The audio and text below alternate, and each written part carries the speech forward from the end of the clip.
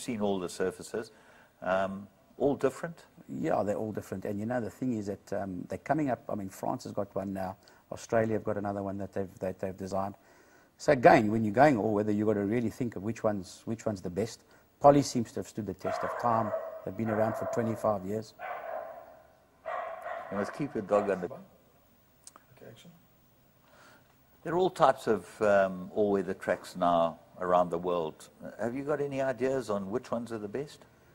James, you know, as you say, they're all types. I mean, France have got a new one now. England's got, I mean, Australia have got their Pro Ride, a new one they've designed. Polly's always updating. There's Tapeta. Polly have been around probably the longest, and, you know, they seem to be doing a pretty good job wherever they are. So, you know, again, that's something that's got to be thought about. You know, whether it goes on the inside of Gravel, whether it goes to Maritzburg or wherever it goes, you know, it's a massive decision because it is a massive undertaking and expenditure. Not only just to put it in, but it's the yearly maintenance. I mean, grass is far cheaper. There's no doubt about it. And I would believe, if you asked any horseman, turf or grass is the preferred surface. Yeah. Well, the point was that we had the experts from Newmarket and we had the course manager from Sydney, from Randwick, and both of them said unequivocally, grass rather than the others, if you have the choice. So, you know, where do we go? You see, except for Dubai, really, all-weather racing is generally for cheaper type racing. You know, you very seldom get your big group races, etc. on it. Having said that, Dubai have their World Cup on all-weather. $10 million. That's for the Americans, to get the Americans there. But it hasn't, you know, the Americans have gone completely off all-weather. But I mean, you know, that in itself is another discussion. You know, they're more dirt-orientated people. But, you know, I mean, in Dubai also you've got massive races on turf as well. So, but let's face it, I mean, in 95% of racing jurisdictions around the world, your preferred surface is turf and your real class racing is on turf. We live in interesting times, but more interesting for you, you've got a whole lot of horses that have now been shipped to Dubai for your resurgence there this year. What do they look like? What's the story there? James, yeah, they're in Mauritius at the moment, and they ship on the weekend, funny enough, to England. Yeah, you know, it's unfortunate you've got a filly like Igugu that's probably going to miss racing for a whole year just because of this travel restrictions. But certainly she heads the lot. High hopes for horses like Apache.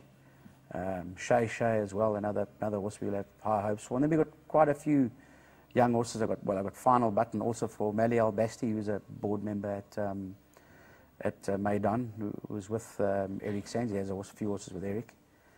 And then, of course, there's the young horses that Sheikh Mohammed's got, that we've got Emotive and horses like that we're expecting big things for. But, you know, it's very difficult winning a maiden plate here, and you've got to really think to yourself, well, is this group quality? You know, sometimes you think they are and they're not. But, you know, you're taking a chance in shipping them. But unfortunately, we had to make our minds up 8 months before the event, so it's not easy.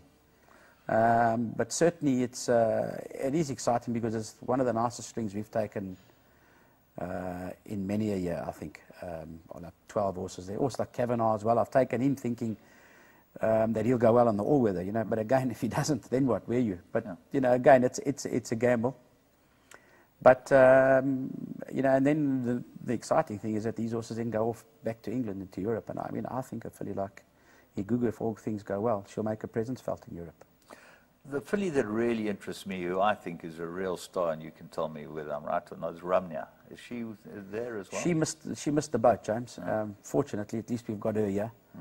But the filly that I've taken over, you know, as a 3-year-old filly is Emotive, which is, you know, she had everything going for her. I think she's a top filly. She's got size, she's got pedigree, speed. She comes from that Empress Club line and very close, out of a sister to Empress Club, in fact. It's not, you know, like it's third or fourth dam. So very, very well related, a filly, and shows a hell of a lot. I mean, she probably used to show more than Ramya, but, you know, whether that, you know, how good Ramya is compared to her, we'll never know. Yeah. So basically, Ramya now stays for the season. She'll probably go for the Cape Guineas, or she'll go for the Cape Guineas and possibly stay down for the Paddock Stakes. I mean, in Joburg, there's nothing really There's Starling Stakes, and there's also the Ipitombi, but that clashes with the Fillies Guineas. So, I mean, the main focus this year will be the Fillies Guineas with her. Mike, it's been absolutely fantastic, as usual, having you on our show, and thank you for making the time available. It's very exciting. I'm looking forward to seeing Team South Africa's flag flown there in the Newmarket High Street on Bury Road. Will be unbelievable. That'll be fantastic, and it'll be South Africa House in Newmarket. Get to the winner's stall sooner with the Magic Millions National Horses in Training Sale, October 31 and November 1 on the Gold Coast. Over 380 outstanding prospects broken in and ready to run. With recent sale graduates starring around the world, the sale is Australia's premier breeze-up style auction. Check out the online catalogue now. Spend less time waiting and more time celebrating. It's shocking to win the Melbourne Cup. And don't miss the Patnack Farm unreserved reduction sale from October 30.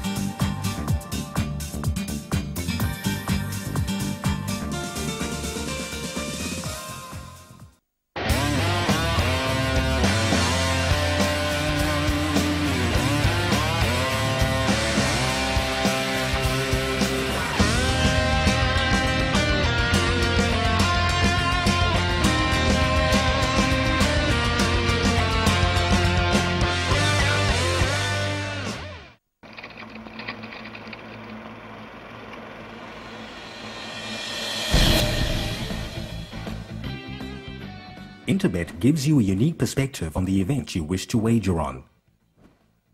The trading screen provides a complete status picture, enabling you to make a more informed decision. For example, take a look at the percentage at the top of the back column. The closer the number is to 100%, the higher the overall wagerings become.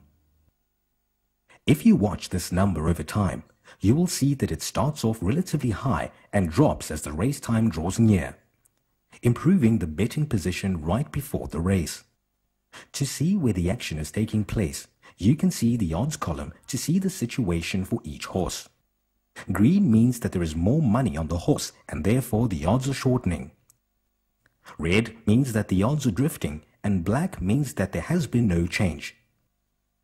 You can use these trends to better anticipate where the market is going and make more informed decisions when placing a bet on request, for example. Remember that as the race time gets closer, there is a chance you will run out of time and that your bet on request will not be confirmed also increases. Wagering on horses requires knowledge and luck, and we are here to help you gain the knowledge and get up-to-date information so you can make far more informed decisions and get an action-packed experience.